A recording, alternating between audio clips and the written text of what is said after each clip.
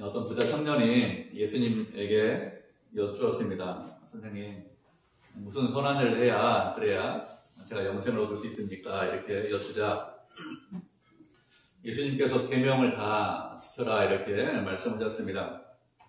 그리고 이 청년은 계명을 다 지켰는데요. 제가 부족한 것이 무엇이 또 있습니까? 이렇게 또 다시 여쭤보았습니다. 이렇게 계명을 다 지켰다고 말하고 있는 이 부자 청년을 예수님께서 사랑하셨어요.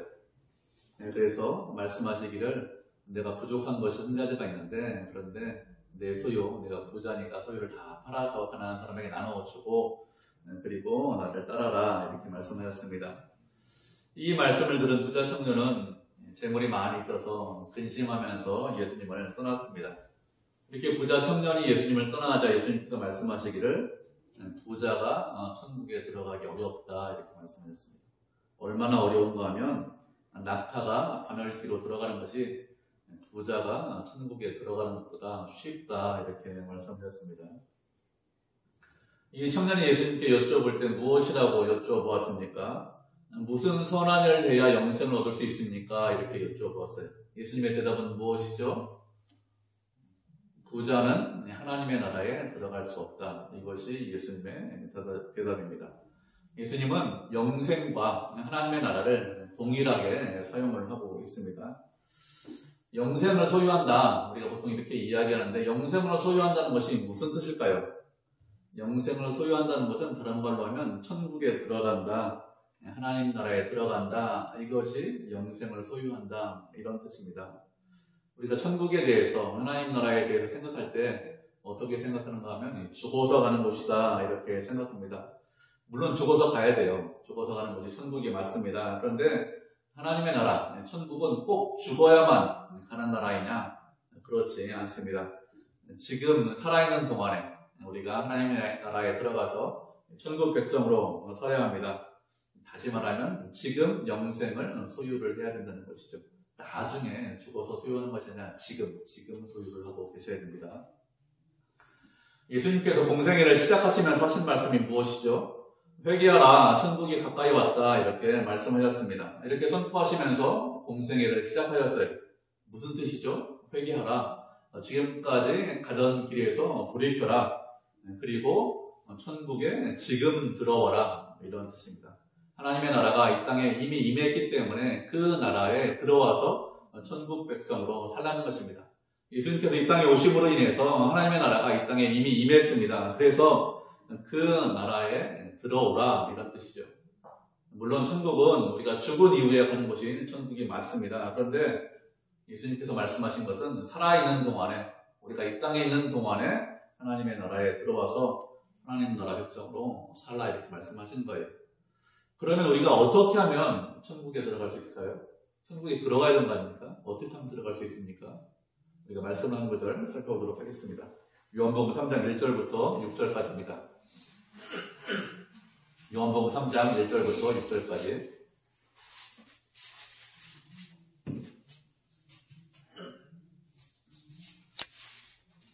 잘렸죠? 우리 한 절씩 교독하도록 하겠습니다. 먼저 읽겠습니다.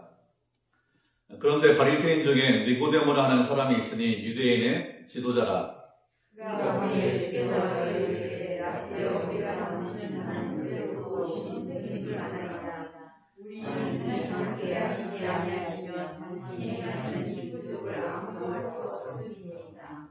예수께서 대답하여 이르시되 진실로 내게 이르노니 사람이 거듭나지 아니하면 하나님의 나라를 볼 수 없느니라. 누가 이르되 사람이면 하나님 속에 싸움나이다. 두 번째 우리의 들어가서 알 수 있사오니라. 예수께서 대답하시되 진실로 내게 이르노니 사람이 물과 성령으로 나지 아니하면 하나님의 나라에 들어갈 수 없느니라. 아멘. 우리가 잘 아는 말씀입니다.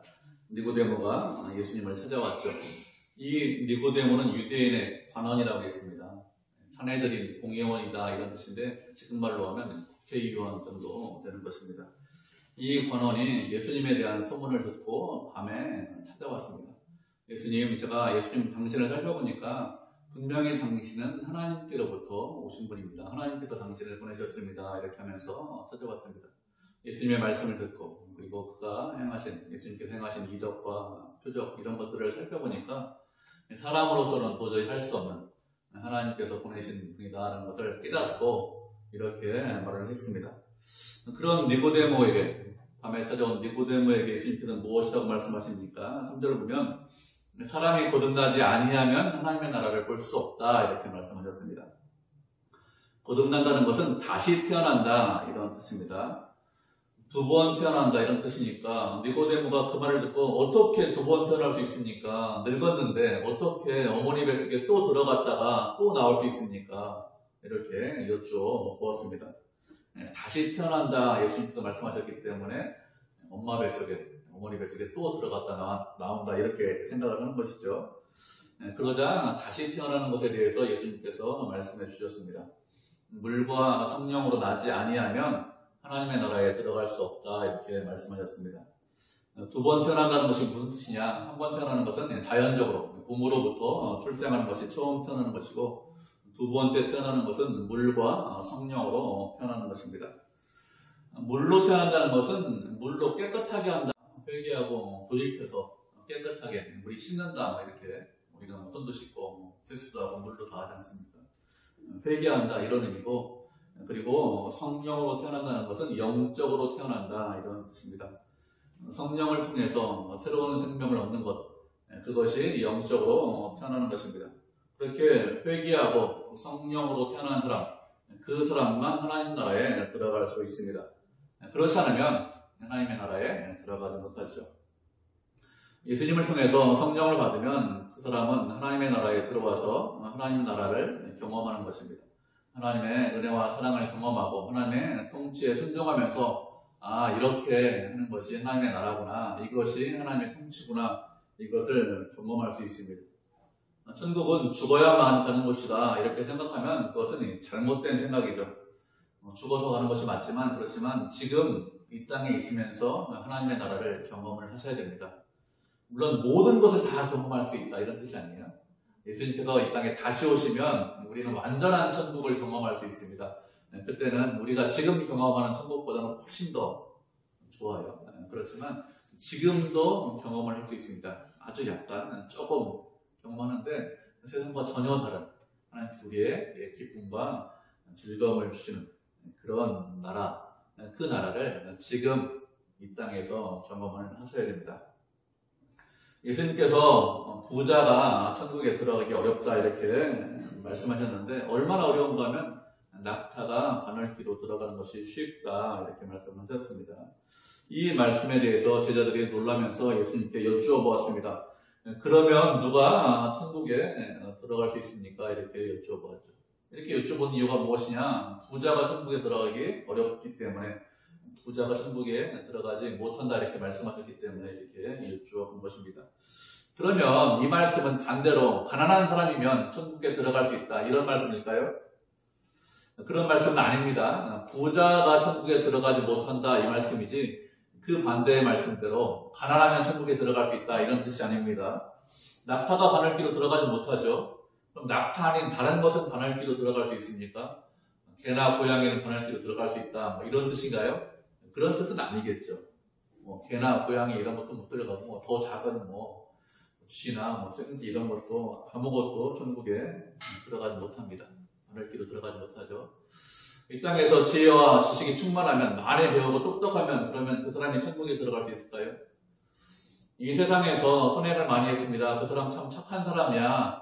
세상 사람들로부터 칭찬받습니다. 인정받습니다. 그 사람 꽤 훌륭한 사람이야. 그런 소리를 들으면 그 사람 천국에 들어갈 수 있습니까? 여러분 어떻게 생각하세요? 그렇지 않죠. 우리가 가진 힘으로, 우리가 가진 능력으로 천국에 들어가지 못한다 이런 뜻입니다. 예수님께서 부자 청년에게 말씀하시기를 내가 부족한 것이 한 가지 있는데 그게 무엇이냐? 너 재물 많으니까 그거 가난한 사람한테 다 나누어주고 그리고 나를 따르라 이렇게 말씀하셨습니다. 우리가 이 말씀에 대해서 오해할 수 있어요. 잘못 생각할 수 있습니다. 무엇이라고 오해를 하는가 하면, 너 부자니까 지금까지 다 잘했는데 그 재물을 가지고 가난한 사람한테 다 나눠주면 그러면 내가 영생을 소유할 수 있어. 너 천국에 들어갈 수 있어. 이렇게 말씀을 하시는 것입니까? 너 선행이 부족해서 천국에 못 들어가는 거야. 선행을 좀 더 해야 돼. 그런 의미로 천국에 들어가지 못한다. 이렇게 말씀하시는 것이 아니죠. 인간이 가지고 있는 무엇을 가지고 내 능력과 내 힘을 가지고 천국에 들어가지 못한다. 이렇게 말씀을 하시는 것입니다. 부자가 천국에 들어가지 못한다. 이렇게 말씀하시자 제자들이 깜짝 놀랐습니다. 왜 놀랐을까요? 왜 놀랐는가 하면 그 당시 부자는 어떤 사람이라고 생각했는가 하면 유대인이잖아요. 하나님께 유대인 중에서 더 큰 복을 받은 자다 이렇게 생각을 했어요. 하나님께서 많이 사랑해서 그 사람이 부자가 됐다 이렇게 생각을 했습니다. 그래서 그 당시 사람들은 누구나 다 부자가 되기를 원했습니다. 지금도 마찬가지죠. 우리도 누구나 다 부자 되기를 원하지 않습니까? 나는 가난하게 살겠다 이런 사람 아무도 없을 것 같아요. 누구나 다 부자가 되기를 원하지만 그렇지만 누구나 다 부자가 될 수 있는 것은 아닙니다. 그 당시 사람도 마찬가지겠죠. 부자가 되기를 원하지만 누구나 다 부자가 될 수는 없다. 이것을 알기 때문에 부자는 하나님의 은혜와 사랑을 많이 받은 사람이다. 그런데 천국에 들어가지 못한다 이렇게 말씀하셨기 때문에 깜짝 놀란 거예요. 부자도 천국에 못 들어가면 그럼 누구도 못 들어갑니까? 가난하면 내 능력이 많고 은혜가 많고 사랑을 많이 받은 사람도 못 들어가는데 그런데 그렇지 않은 가난한 사람 우리같이 힘없고 능력 없고 가난한 사람 천국에 당연히 못 들어가는 것처럼 그래서 천국에 들어가지 못한다 이렇게 말씀하시자 깜짝 놀랐습니다. 그러면 도대체 누가 천국에 들어갈 수 있습니까? 누가 어떤 사람이 부자도 못 들어가는데 누가 들어갈 수 있습니까? 이렇게 다시 여쭤보았습니다. 그런데 예수님께서 말씀하시기는 사람은 하지 못하지만 하나님께서는 하신다 이렇게 말씀하셨습니다. 사람으로서는 할 수 없다 이렇게 말씀하셨습니다. 인간의 노력과 열심과 열정, 내 의지를 가지고 하나님의 나라에 들어갈 수 있느냐? 그렇게 하지 못한다는 것이죠. 하나님의 나라는 내 힘과 능력으로 들어갈 수 있는 그런 나라가 아닙니다. 우리가 말씀한 구절 살펴보도록 하겠습니다. 에베소서 2장 8절 9절 말씀 살펴보도록 하죠.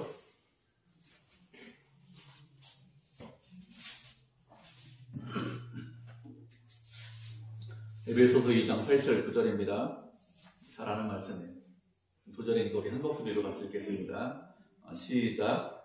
너희는 그 은혜에 의하여 믿음으로 말미암아 구원을 받았으니 이것은 너희에게서 난 것이 아니요 하나님의 선물이라. 행위에서 난 것이 아니니 이는 누구든지 자랑하지 못하게 함이라. 아멘. 우리가 구원받았는데 은혜로 구원받았습니다. 우리의 노력과 말씀드린 대로 공로나 지식이나 열심이나 땀을 가지고 구원받은 것이 아니에요. 그래서 은혜로 구원받았다고 이렇게 말을 하고 있죠.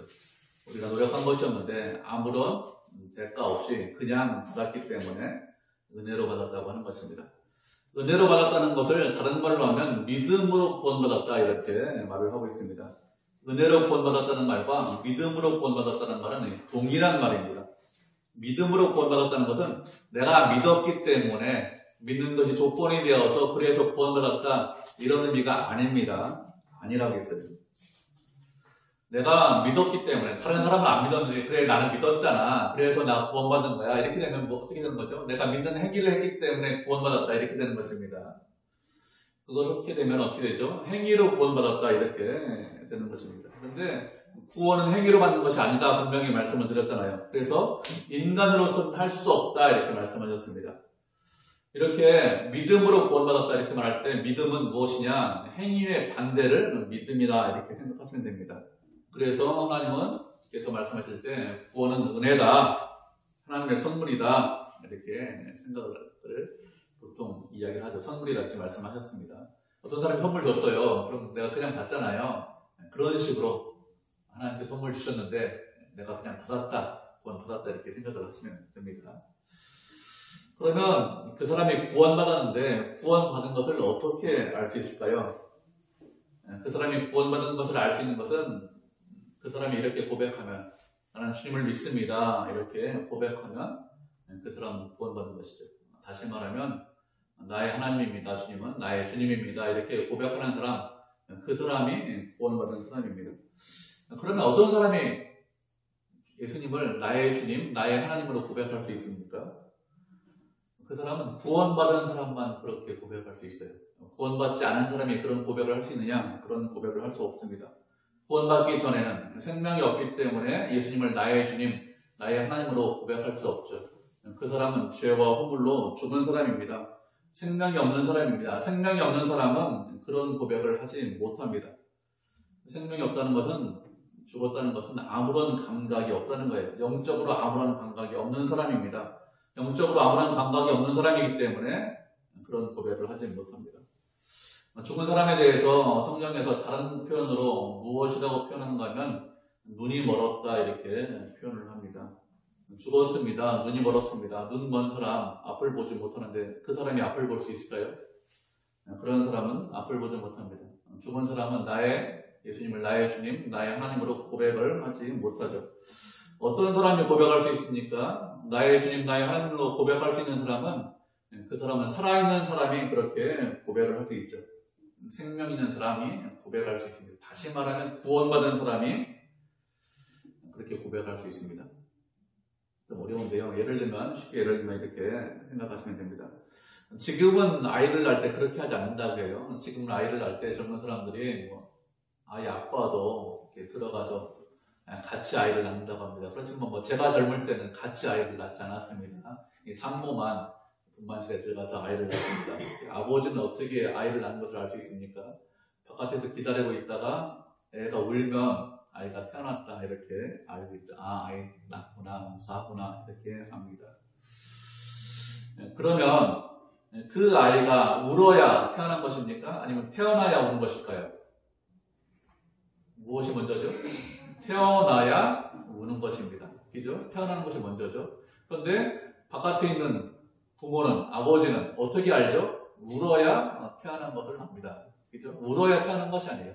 태어났기 때문에 우는 것인데, 아는 것, 인식은, 바깥에 있는 사람이 아는 인식은 울어야 태어난 것을 압니다. 이것하고 비슷해요. 예수님을 나의 구주, 나의 주님으로 고백할 수 있는 사람, 어떤 사람이죠? 벌써 생명이 있는 사람입니다. 벌써 믿음 있는 사람입니다. 그 사람이 구원받았기 때문에 어떻게 하는 거예요?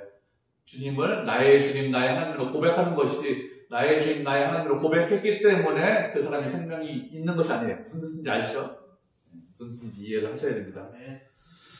그래서 하나님께서 우리에게 주신 것이다 이렇게 말씀하신 것입니다. 너희의 행위가 아니다. 우리에게서 난 것이 아니다. 이렇게 우리에게 말씀을 하시는 것입니다. 그런데 이 문제를 이해하는데 어려워해요. 사람들이 상당히 어려워합니다. 왜 그런가 하면 예를 들면 이런 겁니다. 지금 배가 고파요. 근데 사람들이 왜 생각하지? 왜 내가 지금 배가 고플까? 아, 그렇지. 오늘 아침 안 먹고 왔구나. 당연히 아침 안 먹었으니까 지금 배가 고픈 것이 당연한 것이지. 이렇게 생각합니다. 무슨 뜻이냐면 어떤 결과에 대해서 합리적인 원인이 무엇인가 이렇게 생각을 해요. 아침 안 먹었으니까 지금 배가 고픈 거야. 배가 고픈 원인이 무엇인지 이것에 대해서 합리적으로 생각합니다. 근데 구원이라는 것은 무엇이냐? 나한테 결과만 내가 선물로 받은 것입니다. 어떤 행위를 해서 얻은 것이 아니죠. 내가 땀 흘리고 노력해서 얻은 것이 아니고 나한테 결과만 있는 것입니다. 근데 결과만 있는데 사람들이 어떻게 생각하냐면 그 원인이 무엇일까 이렇게 생각해요. 원인을 다 찾아봅니다. 말씀드렸듯이 원인이 없다고 했죠. 하나님께서 나한테 선물로 주셨기 때문에 내가 어떤 행위가 한 것이 아니에요.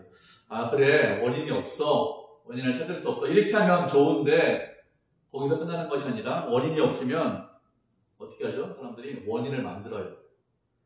합리적인 원인이 무엇일까? 왜 그런가 하면 합리적인 원인이 없으면 이해를 잘 못하기 때문에 합리적인 원인을 만듭니다. 그래서 대부분 무엇이라고 생각하는가 하면 그래 내가 선하니까 하나님께서 나를 구원하신 거야 이렇게 생각합니다. 그래도 내가 착하니까 나 정도 되니까 저 사람 봐 세상 사람들 봐 그렇지 않아 나 정도 되니까 그래서 구원하신 거야. 그래서 자꾸 원인을 나한테 찾으려고 합니다.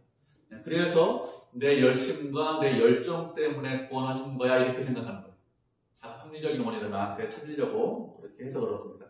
그런데 예수님께서 말씀하시기를 무엇이라고 했습니까? 인간으로서는 할 수 없다. 너에게서 난 것이 아니다. 하나님께로부터 났다. 이렇게 말씀하셨습니다. 구원의 원인이 나에게 없다는 것이죠. 어떤 것을 가지고 내가 가지고 있는 어떤 것을 가지고서 우리가 구원받지 못합니다. 구원은 하나님께서 은혜로 우리에게 베풀어 주신 것입니다. 우리의 노력과 열심이 아니기 때문에 무엇이라고 결론을 낼 수 있어요? 내가 자랑할 것이 없다 이렇게 결론을 분명히 낼 수 있습니다. 내가 열심을 냈으면 이거 봐, 나 이렇게 선하잖아, 나 착하잖아, 나 이렇게 땀 흘렸잖아, 노력했잖아, 나 이렇게 열심을 냈어 이렇게 자랑할 수 있어요. 그런데 우리가 받았기 때문에 내가 노력한 것이 아니기 때문에 자랑할 것이 없습니다. 하나님께서 불쌍히 여겨주셔서 구원받았습니다. 어떻게 됩니까? 구원받지 못한 사람들에 대해서 똑같이 어떻게 여겨야 돼요? 불쌍히 여겨야 됩니다. 저 인간들은 인간도 아니야. 저 사람들은 나쁜 놈들이야. 이렇게 생각하면 그것은 내가 은혜로 구원받았다는 것이 무엇인지 알지 못하는 것이죠. 그렇지 않습니다. 그 사람들하고 똑같은데, 똑같은 죄인이고 똑같이 악하고 똑같이 구원받지 못하는데, 그런데 하나님께서 특별히 저한테 먼저 은혜 주셔서 구원받았사오니 하나님 감사합니다. 저만 감사하고 끝나는 것이 아니라 내 옆에 있는 사람도 구원시켜 주십시오. 이렇게 하는 것이 마땅하죠. 주님께서 구원시켜 주신 것과 감사하고 기뻐하고 찬성하는 것이 마땅합니다. 구원받기에 땅한 조건을 갖고 있지 않은데 당연히 멸망받아야 되고 당연히 죽을 수밖에 없는데 그런데 구원하셨기 때문에 구원 베풀어 주셨기 때문에 감사하는 것이 마땅합니다. 예수님께서 말씀하시기를 사람으로서는 하지 못하지만 하나님께서는 하실 수 있다 이렇게 말씀하셨습니다. 그러면 어떤 사람이 하나님 나라의 백성이 될 수 있을까요? 마태복음 19장에 보면 우리가 본문으로 읽지 않았지만 천국에 들어갈 수 있는 사람, 누가 천국에 들어갈 수 있는지 우리에게 말씀을 하고 있습니다. 14절에 보면 이렇게 말씀하고 있죠. 어린아이들을 용납하고 내게 오는 것을 금하지 말라 이렇게 말씀하셨습니다. 그리고 천국은 이런 사람들의 것이다 라고 하셨습니다. 천국은 이런 사람들의 것이다, 누구의 것이라고 말씀하고 있습니까? 어린아이와 같은 사람이 천국에 들어간다 이렇게 말씀하셨습니다. 부자는 분명히 말씀하시기를 천국에 들어가지 못한다 이렇게 말씀하셨습니다. 그렇지만 어린아이와 같으면 천국에 들어간다 이렇게 말씀하셨습니다. 그럼 여기서 부자는 무슨 뜻입니까? 부자라는 것은 돈이 많은 사람 이런 뜻이 아닙니다. 물론 돈 많은 사람 이런 뜻도 있지만 천국에 들어가지 못하는 부자는 어떤 사람이냐? 내 힘과 내 능력을 가지고 천국에 들어갈 수 있습니다. 이렇게 생각하는 사람이 부자예요. 나는 능력이 있습니다. 나는 선함이 있습니다. 나는 열심이 있습니다. 그래서 저는 하나님 보시기에 합당합니다. 그 사람이 부자인데 그 사람 어떻게 한다고요? 천국에 들어가지 못합니다. 그럼 어린아이는 어떤 사람이 어린아이입니까? 저는 아무것도 하지 못합니다. 이런 사람이 어린아이입니다. 저는 천국에 들어갈 수 있는 능력이 없습니다. 힘이 없습니다. 그래서 저는 예수님께서 천국 문을 열어주셔야 들어갈 수 있습니다. 저는 그래서 예수님 품에 달려가겠습니다. 이런 사람이 어린아이입니다. 무슨 뜻인지 아시죠? 어린아이와 같아야 내 힘과 내 능력으로 천국에 들어가지 못합니다. 예수님밖에 없습니다. 그런 사람만 천국에 들어갈 수 있습니다. 예수님께서 산상수훈에서 무엇이라고 말씀하셨습니까? 심령이 가난한 자는 복이 있나니 천국이 그들의 것입니다. 이렇게 말씀하셨습니다. 심령이 가난한 사람 어떤 사람이죠? 내가 가난합니다. 내가 할 수 있는 것이 아무것도 없습니다. 예수님밖에 없습니다. 이것을 아는 사람입니다. 그 사람만 천국이 그들의 것이다. 이렇게 말씀하셨습니다. 예수님께서 하시는 말씀을 다 들었습니다. 베드로가 무엇이라고 했습니까? 주님, 우리가 모든 것을 다 버리고 예수님을 따랐습니다. 주님을 따랐습니다. 그러면 무엇을 얻을 수 있습니까? 이렇게 여쭈어보았습니다.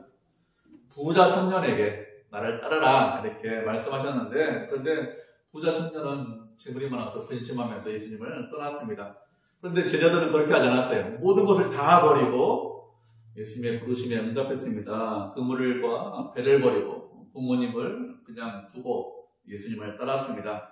이렇게 모든 것을 다 버리고 예수님을 따랐는데, 그런데 저희가 무엇을 얻을 수 있습니까? 이렇게 여쭙자 예수님께서 그것에 대해서 대답을 하셨습니다. 28절이죠.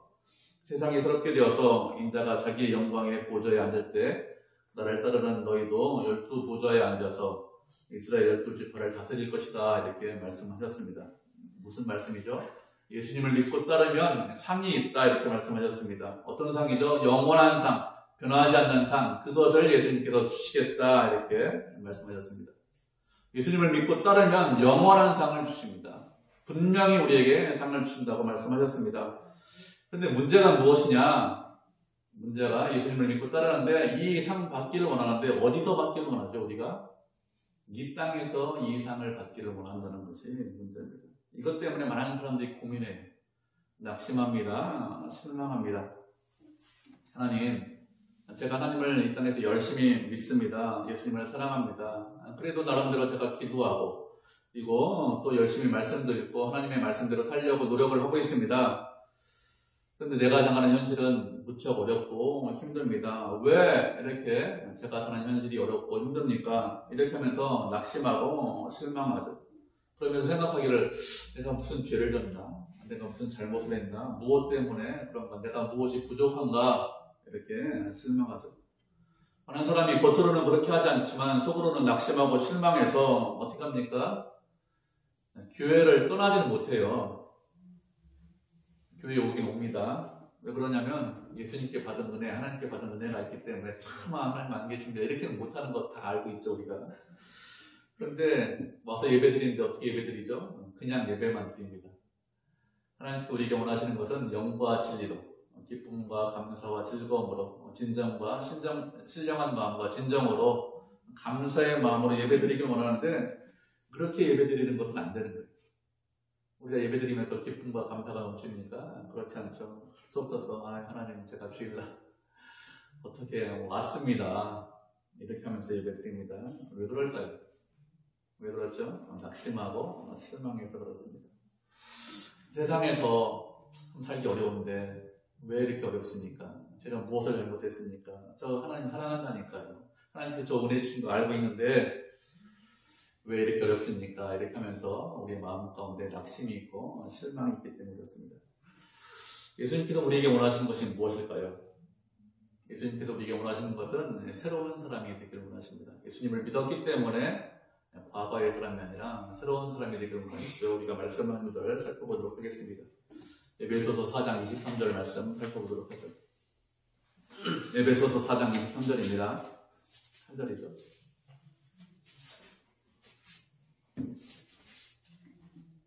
찾으셨죠? 에베소서 4장 23절 같이 읽겠습니다. 시작. 하나님을 따라 아닌가요? 오직 너희 죄송합니다. 잠깐만요. 제가 잘못 썼는데 24절이요? 네, 24절입니다. 에베소 4장 24절. 하나님을 따라 의와 진리의 거룩함으로 지으심을 받은 새 사람을 입으라. 아멘. 하나님께서 우리를 구원하셨습니다. 그리고 우리가 구원받은 것으로 끝이냐? 절대로 구원받은 것으로 끝이 아닙니다. 구원받은 것은 끝이 아니라 뭐라고요? 새로운 시작입니다. 하나님께서 우리를 당신의 자녀로 만들어 주셨습니다. 그 다음에 하나님께서 우리에게 원하시는 것이 무엇일까요? 당신의 자녀답게 살기를 원하시죠. 하나님께서 우리에게 원하시는 것은 새로운 사람이 되기를 원하십니다. 의와 진리의 거룩함으로 지으심을 받은 그런 새로운 사람이 되기를 원하세요. 우리가 새로운 사람이 되기 위해서는 무엇이 필요할까요? 무엇이 필요한가 하면 옛사람이 죽어야 됩니다. 옛사람이 죽어야 되는데 그런데 옛사람이 쉽게 죽지 않아요. 우리는 죄와 악을 가지고 있기 때문에 그것이 쉽게 죽지 않습니다. 우리가 생각하는 것, 우리가 행동하는 것, 우리가 무엇이라고 생각하죠? 내가 하는 모든 행동, 말, 생각하는 모든 것은 다 괜찮아. 다 잘했어. 이렇게 생각합니다. 그런데 우리가 말하는 것이나 행동하는 것들은 괜찮은 것이 거의 없죠. 우리는 죄와 악 가운데 있습니다. 욕심 가운데 있습니다.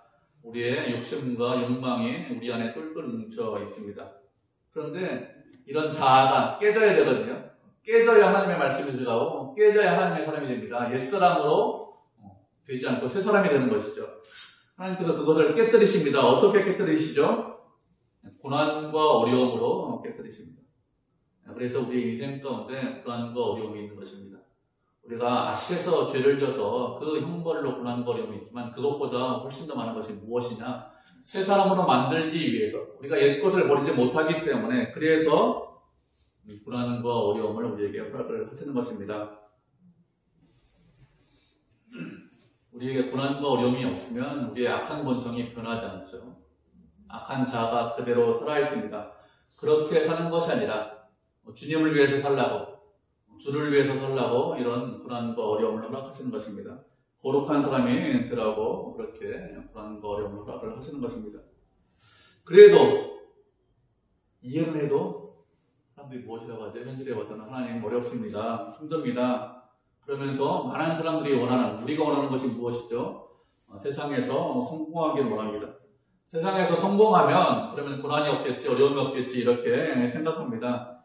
잘못된 생각이에요. 그럼 잘못된 생각입니다. 성공해도 고난과 어려움이 있습니다. 어떻게 할 수 있죠? 부자도, 우리가 부자가 아니라 그런데 부자도 자살하잖아요. 왜 어려움이 없겠습니까? 다 그래도 성공하기를 원합니다. 그런데 왜 성공하기를 원하죠? 다 어려운데 이렇게 부자로 살면 성공하면 무엇인가 하나 남겠지.